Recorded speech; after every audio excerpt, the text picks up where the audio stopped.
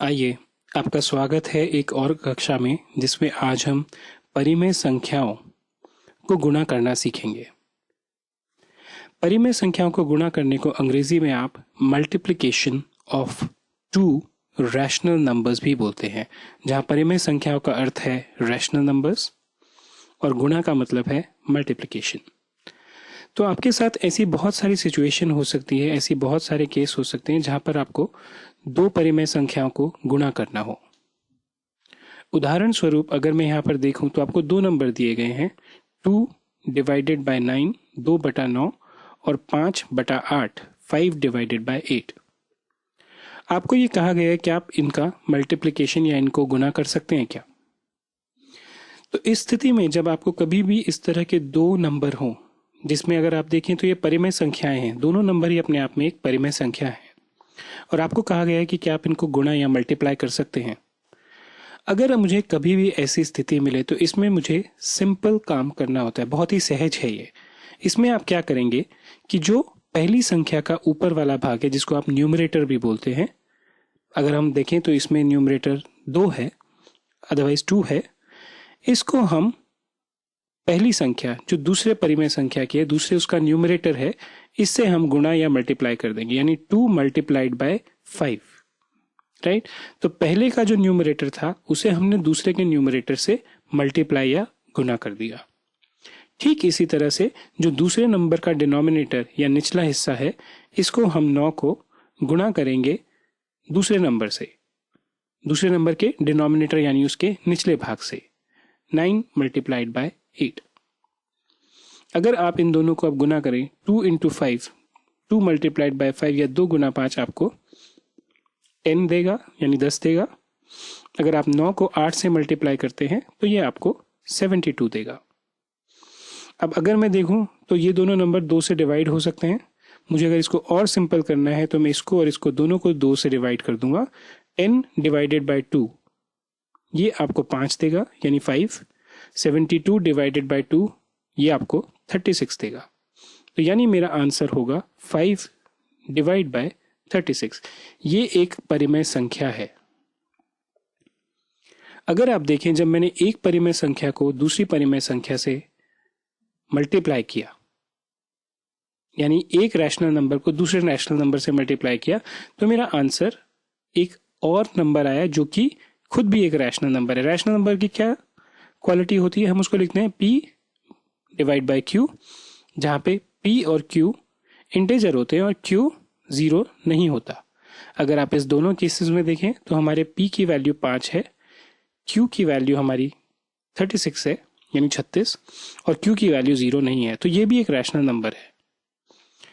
अगर मैं आपको एक और उदाहरण दूं इसका, तो वो -4/7 -4/7 हो सकता है, मल्टीप्लाइड बाय गुणा 3 डिवाइड बाय 5 3/5।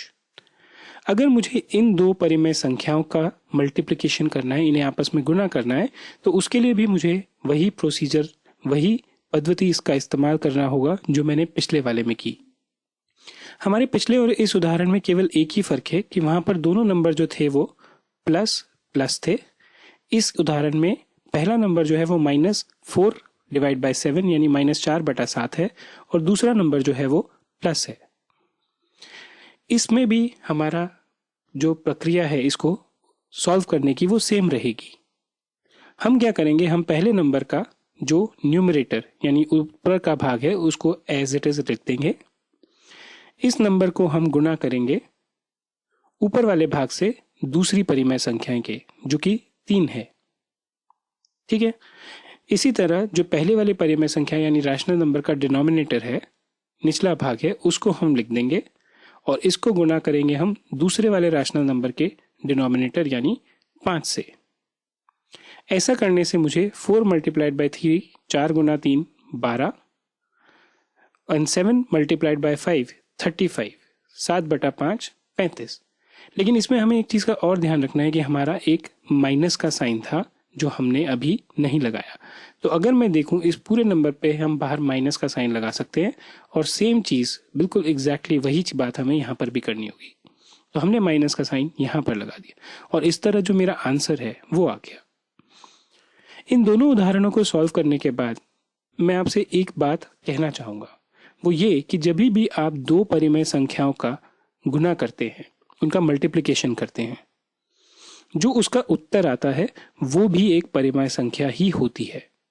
यानी किसी भी दो रैशनल नंबर के लिए, रैशनल नंबर 1 और रैशनल नंबर 2, अगर इनको हम मल्टीप्लाई करते हैं आपस में, जो हमारा आंसर आता है वो भी हमेशा एक रैशनल नंबर ही होता है। कभी भी अगर आप परिमेय संख्या 1 को परिमेय संख्या 2 से गुना करेंगे तो जो उसका उत्तर होगा वो भी एक परिमेय संख्या ही होगी।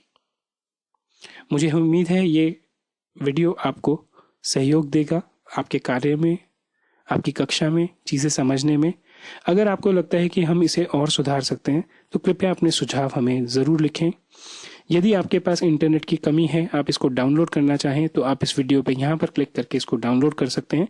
किसी कारणवश अगर ये नहीं चल रहा हो, आप प्लीज़ हमें ईमेल डालें। और यदि आपको ये वीडियो अच्छा लगा और आप इसी तरह के और वीडियोज़ को देखना चाहते हैं तो आप कृपया इस सब्सक्राइब के बटन पर क्लिक करें। इस वीडियो को देखने के लिए मैं अरिंजय जैन आपका धन्यवाद करता हूँ और हम आपसे फिर मिलेंगे अपने अगले वीडियो में, जहाँ मैं आपको गणित की और बहुत सारी चीज़ों के बारे में बताऊँगा। धन्यवाद।